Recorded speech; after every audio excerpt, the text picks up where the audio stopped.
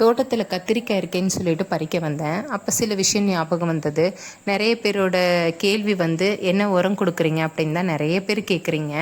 வீட்டு தோட்டமாக இருக்கட்டும், மாடி தோட்டமாக இருக்கட்டும், நம்ம எளிமையான முறையில் தான் நம்ம வளர்க்குறோம். ரொம்ப செலவு பண்ணுறதெல்லாம் இப்போ இருக்க காலகட்டத்துக்கு ரொம்ப கஷ்டம்தான்.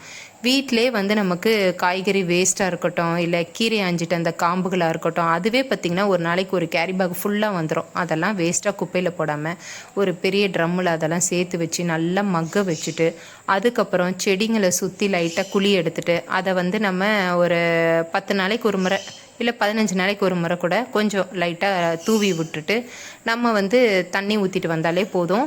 ஓரளவுக்கு நல்லா செழிப்பமாக சூப்பராகவே வளரும். நான் அப்படி தான் ட்ரை பண்ணுறேன்.